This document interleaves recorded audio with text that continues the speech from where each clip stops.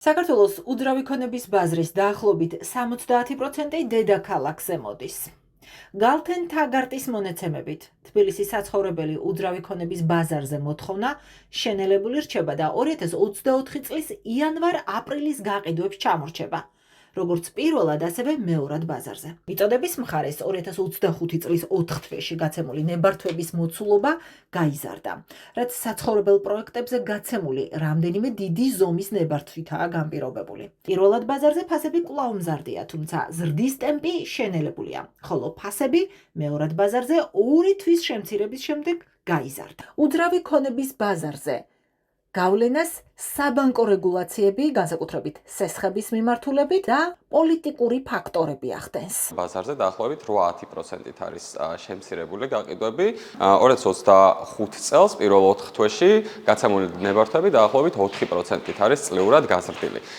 ანუ ფიქრობთ, რომ თუ ეს შენელებული მოთხოვნა შენარჩუნდა მიმდინარე წლის განმავლობაში, მიწოდების მხარესაც აუცილებელი იქნება, რომ მიწოდება უფრო შენელდეს, რათა ეს მოთხოვნა მიწოდების ბალანსი არ დაირღვეს. აქვე აღნიშნავდი, რომ დეველოპერებს აქვს სხვადასხვა ბერკეტები, რათა ასეთ რყევებს გაუმკლავდნენ და ჯერჯერობით ამ ბერკეტებს საკმაოდ სწორად იყენებენ. 2025 წელს ვიხილეთ ერთ შემსუბუქება იპოთეკურ სესხებზე, პირველადი შენატანის ხვარმა დაიწია, რასაც ექნება, რა თქმა უნდა, ეფექტი მოთხოვნის მასტიმულირებელი იქნება, თუმცა არ შეიძლება ეს რაიმე მნიშვნელოვანი თამაშის წესების ცვლილება იყოს. TBC კაპიტალის ინფორმაციით, თბილისის უძრავი ქონების ბაზრის მოცულობამ 2025 წლის აპრილში $266 მილიონ მიაღწია. წლიური ზრდა 5%-ია.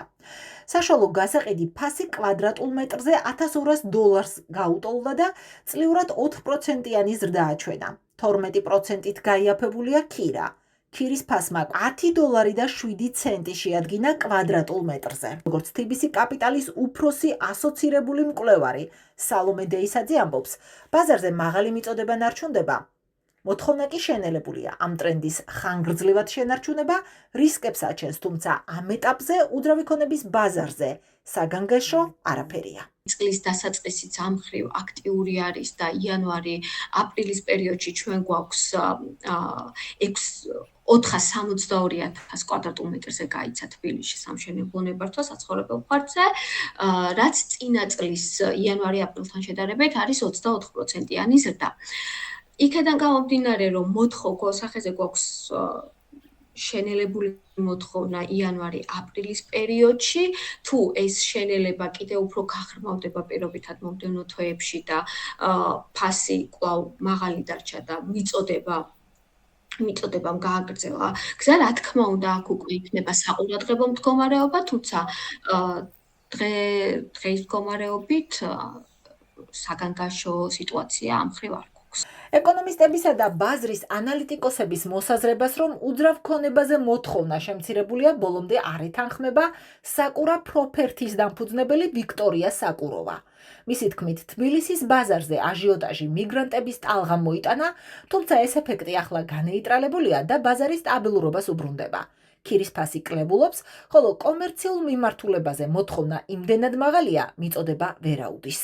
დღევანდელ ბაზარზე შეიძლება ანალიტიკოსები ხედავენ იმას, რომ მოთხოვნა არის შემცირებული, თუმცა ასე ცალსახად ამაზე ჩვენ ვერ ვისაუბრებთ. ცალსახად ვერ ვისაუბრებთ, იმიტომ რომ არის უბნები, სადაც მოთხოვნა საერთოდ არ არის შემცირებული. არის საცხოვრებელი უძრავი ქონების ისეთი კატეგორია, სადაც მოთხოვნა საერთოდ არ არის შემცირებული. მაგალითად, კომერციული უძრავი ქონების ბაზარზე მოთხოვნა საერთოდ არ არის შემცირებული, საოფისე ფართებზე, სავაჭრო ფართებზე ყოველთვის მაღალი მოთხოვნა არის და ყოველთვის მიწოდება ვერ აკმაყოფილებს ამ მოთხოვნას. განსაკუთრებით სავაჭრო მიმართულებით. რაც შეეხება საოფისე ფართებს, მაგალითად, პოლიტიკური მოვლენები რაც იყო ქვეყანაში, იქიდან გამომდინარე წინა წლის ბოლოს შემცირდა მოთხოვნა საოფისე მიმართულებაზე, თუმცა იანვრიდან გაჯანსაღდა, დაბრუნდა და ნელ-ნელა იზრდება კომერციულ მიმართულებაში ბუშტი ვერ გვექნება.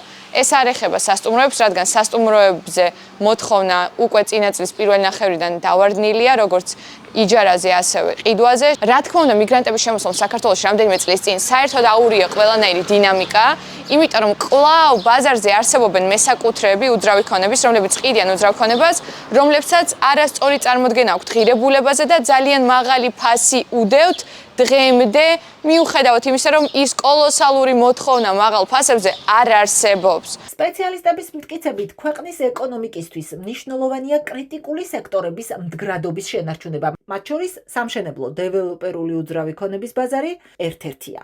ეკონომისტებისა და ფინანსისტების შეფასებით, ეს ბაზარი წელს სტაგნაციას განიცდის და სექტორში ბაზრის კორექცია ჯანსაღ რეჟიმში უნდა განხორციელდეს, რაც ბევრ სხვა მნიშვნელოვან ასპექტთან ერთად პოლიტიკურ სცენარებზეცაა დამოკიდებული.